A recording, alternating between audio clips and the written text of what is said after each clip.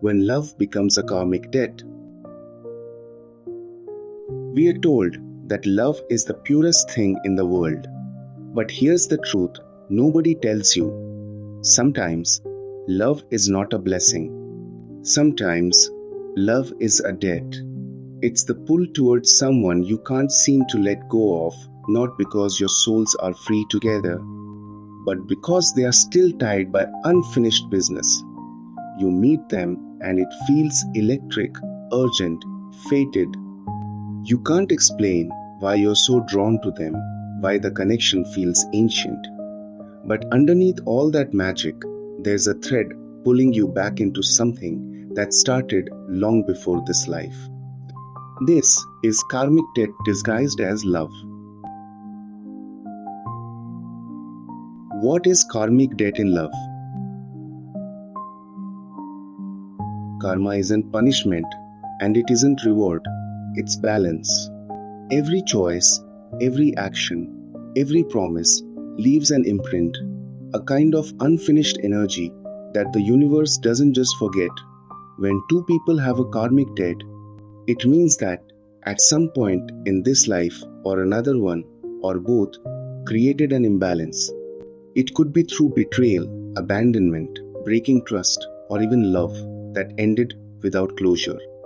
The purpose of karmic love is to address that imbalance.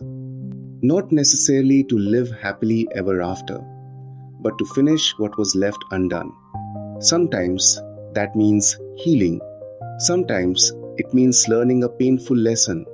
And sometimes it means letting go completely.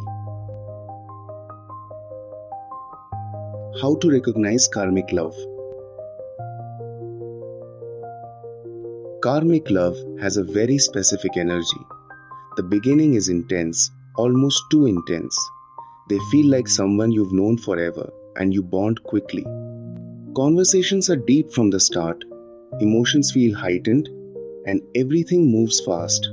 But after the initial rush, patterns start repeating. The same arguments, the same misunderstandings, the same hurts, and no matter how many times you try to fix it, the cycle loops back around. That's because karmic love isn't about building something new, it's about balancing something old. It's not a fresh start. It's a continuation of a story that started long before you met in this lifetime. Why it feels impossible to leave. A karmic connection pulls like gravity. Even when you know the relationship is hurting you, you feel like you can't walk away. Your heart tells you, we are not done. This is the contract your souls made before coming into this life to face the lessons you avoided before. Maybe you hurt them in another life and now you're experiencing the other side. Maybe they left you once and now the roles have reversed. The danger is when you mistake this karmic pull for true love. You cling to the pain thinking it's passion. You call it destiny. When in reality, it's just the universe giving you a chance to settle the balance. Signs the debt is paid. How do you know when the karmic debt is done? You stop reacting the same way. The fights that used to trigger you lose their power. The obsessive pull weakens.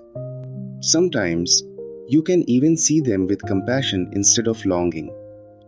The universe might remove them from your life suddenly, or you may find yourself choosing to walk away not out of anger but out of peace. That's when the cycle breaks.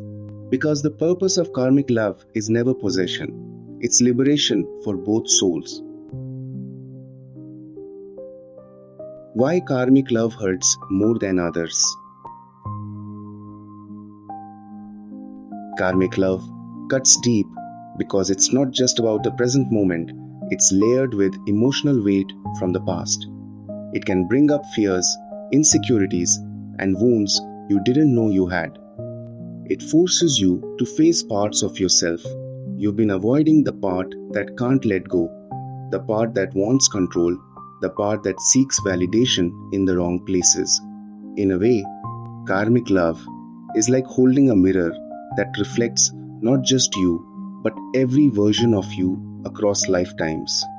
It's overwhelming, it's exhausting, and it's why these relationships feel so consuming. Turning debt into growth. Here's the good news. A karmic connection doesn't have to destroy you. It can be the fastest way to grow if you choose to see the lesson instead of repeating the cycle. Maybe the lesson is learning boundaries. Maybe it's choosing yourself instead of abandoning yourself for love. Maybe it's learning forgiveness not for them, but for your own freedom. When you take the lesson, the energy shifts, the debt dissolves, the bond loosens, and you finally stop attracting the same pattern in different faces. So if your love feels like a storm you can't escape, ask yourself, is this my soulmate or is this my karmic creditor? Because not every love is meant to stay. Some are meant to teach you. Some are meant to test you. And some are meant to set you free.